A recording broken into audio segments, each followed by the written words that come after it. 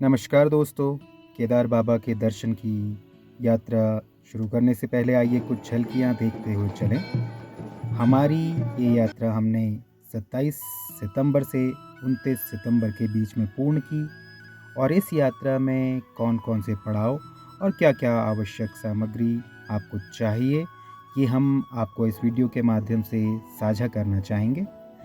दोस्तों, सबसे पहले ये यात्रा जो कि अप्रैल माह से आपके नवंबर माह तक यात्रियों के लिए खुली रहती है, क्योंकि शेष 6 माह बर्फ़ के कारण बाबा के कपाट केदारनाथ में बंद होकर नीचे उनकी पूजा अर्चना नीचे स्थल पर की जाती है। इस यात्रा के लिए सबसे पहले आपको रजिस्ट्रेशन कराना बहुत अनिवार्य है और रजिस्ट्रेशन करवाने के बाद आप लोग अपने लिए सबसे पहले रहने की एक व्यवस्था जो कि ऑनलाइन रजिस्ट्रेशंस के माध्यम से आपको सोनप्रयाग, उसके बाद गौरीकुंड और मेन मंदिर परिसर के आसपास के होटलों में आराम से आपको उपलब्ध हो जाएंगे, बशर्ते आप उनकी पहले ऑनलाइन बुकिंग कर लें। इस यात्रा की यदि हम बात करें तो हर किसी का, चाहे वह ऋषिकेश, गुप्तकाशी होते हुए पहुँचे, आपको सोनप्रयाग पहुँचना आपका सबसे पहले बेस स्टेशन रहता है, जहां आप अपने पर्सनल व्हीकल से या टैक्सी आदि के माध्यम से पहुंच सकते हैं। और उसके बाद यदि आप दूसरे रास्तों से, जैसे कुमाऊं के द्वारा आप ग्वालदम, थराली होते हुए कर्णप्रयाग के रास्ते से पहुंचते हैं, तो भी सोनप्रयाग ही जहां पर कि आपके व्हीकल को बहुत वृहद क्षेत्र में फैले हुए टैक्सी स्टैंड में पार्क कर दिया जाता है, जहां वो पूरी तरीके से सुरक्षित है। इस यात्रा में हम ये 27 सितंबर को जब निकले सुबह 5:30 बजे, और हम वहाँ सोनप्रयाग लगभग दिन के 2 बजे पहुँच चुके थे। ये लगभग 300 किलोमीटर का हमारा रन रहा होगा अल्मोड़ा से। और सोनप्रयाग पहुँचने पर, समय पर पहुँचने पर हमने ये निर्णय लिया कि हम आज यहाँ त्रियोगी नारायण मंदिर के दर्शन करेंगे। दोस्तों, त्रियुगी नारायण के दर्शन से लौटकर हमने निर्णय लिया कि हम आज गौरीकुंड में अपना पड़ाव करेंगे। 27 सितंबर की रात्रि हम वहीं व्यतीत करेंगे और सुबह 28 सितंबर को सुबह 5:30 बजे अपनी ट्रैक, जो कि लगभग 18 किलोमीटर का है, उसे प्रारंभ करेंगे। और किसी भी यात्रा के लिए सुबह का समय बिल्कुल सुंदर और ऊर्जावान होता है, क्योंकि दिन बढ़ते बढ़ते आपके ऊर्जा और गर्मी आपको शिथिल कर देती है। वहाँ यात्रा के लिए आप अपने साथ गर्म कपड़े, लाठी, पानी की बोतल, कुछ पेन किलर्स, कुछ पेन स्प्रेज ज़रूर साथ रखें। और दोस्तों, जैसे जैसे आपका दिन बढ़ता जाता है, बाबा की जयकारे, नदियों के झरने और साथ ही साथ चाय की चुस्कियों के बीच आपकी यात्रा आगे को बढ़ती चली जाती है। आप अपने साथ आवश्यक सामग्री यदि नहीं लाए हैं तो रास्ते में आपको दुकानें, खाने की दुकानें, दवाई की दुकानें और सभी सुविधाएं उपलब्ध हो जाती हैं। यद्यपि ऊंचाई पर स्थित होने के कारण इनके जो कीमत है वो सामान्य से कई गुना अधिक होती है, पर जब हम यात्रा पर निकल चुके हैं तो हम ये पाते हैं कि हर एक पल, हर एक क्षण को हम अपने कैमरे में कैद कर सकें और हर एक अगला कदम हमें बाबा की ओर बहुत करीबी से लेता हुआ चलता है। दोस्तों, जो श्रद्धालु यदि उम्र के कारण या किसी कारण से पैदल मार्ग से नहीं जा पाते, वह बग्गी सेवा का उपयोग कर सकते हैं। इस वर्ष लगभग 8,000 रुपये प्रति बग्गी, और इसी तरीके से यदि आप फ़्लाइट का यूज़ करते हैं तो आप शीरी, फाटा जैसे हेलीपैड से ऑनलाइन बुकिंग के माध्यम से ही, जो कि पूर्व में ही आपको करवानी होगी, उसके माध्यम से आप जा सकते हैं। यह देख सकते हैं आप रामबाड़ा का दृश्य, क्या सुंदर मनोरम दृश्य है। और यहाँ 2 मार्ग हैं, एक घोड़ा मार्ग और एक पैदल मार्ग। और बग्गी मार्ग के बीच में से मंदाकिनी नदी बड़ी बड़ी चट्टानों के बीच दूधिया रंग में बहती हुई, और आप पाएंगे कि आपके अंदर की हर थकान इस वातावरण को देखकर पूरी तरह से दूर हो जाती है। केदारनाथ छोटी लिचौली से लगभग 2.5 किलोमीटर स्थित है।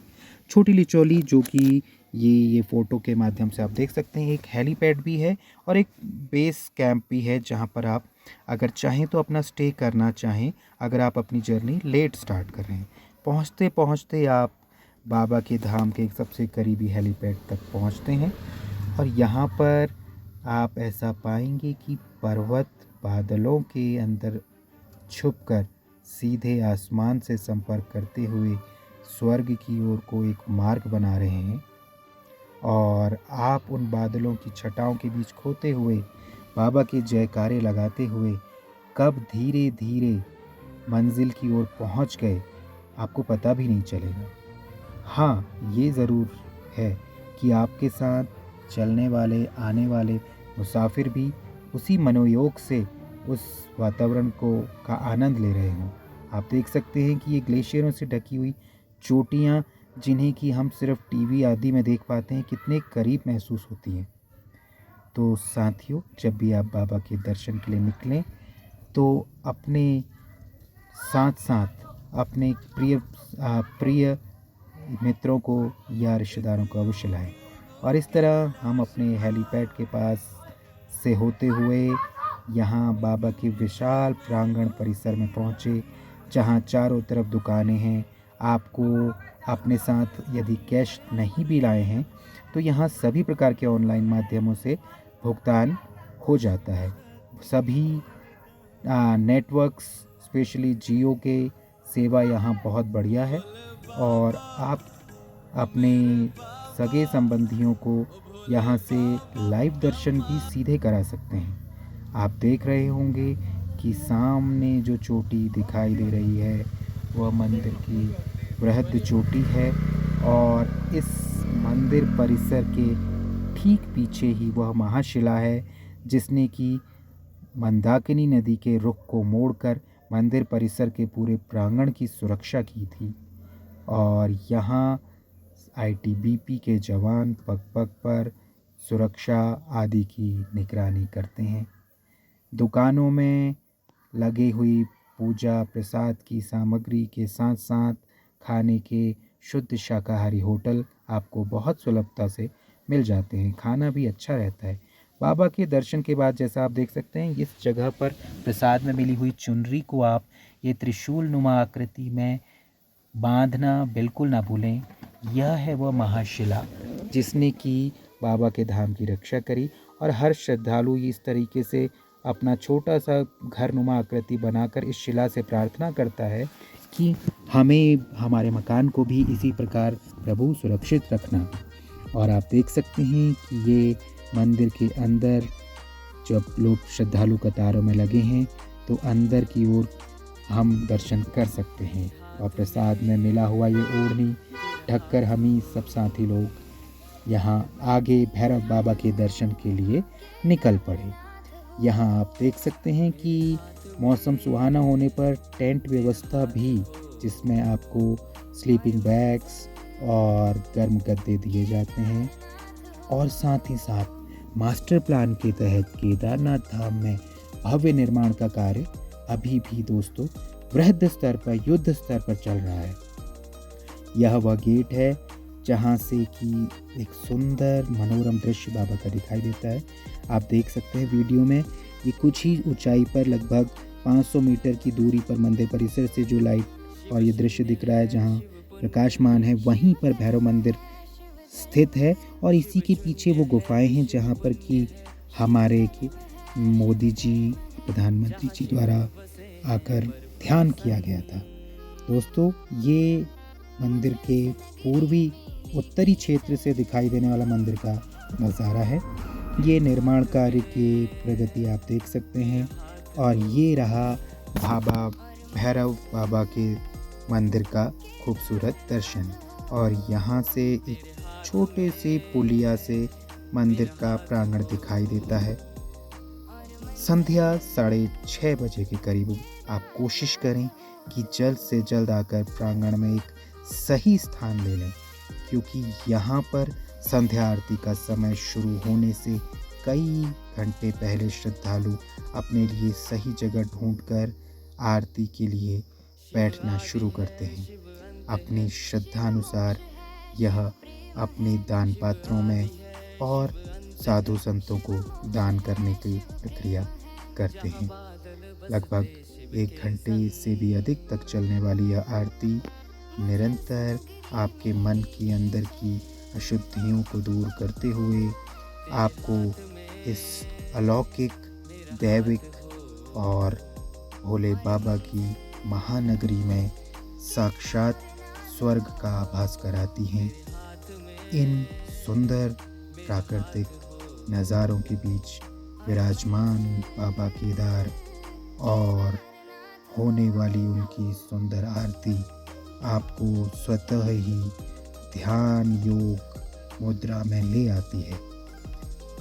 बहुत से श्रद्धालु अपने बुजुर्ग माता पिताओं को, अपने रिश्तेदारों को वीडियो कॉल के माध्यम से भी बाबा की आरती और प्रांगण में मौजूद जन सैलाब, दर्शनाभिलाषी, दुकानों की सुंदर छवि और मंदिर के अंदर ऊर्जा का जो केंद्र स्थापित है उसे दिखाने की कोशिश करते हैं। आप भी हमेशा यह प्रयास करें कि जब जब आपको अवसर मिले तो आप बाबा के ध्यान में लीन हो जाएं।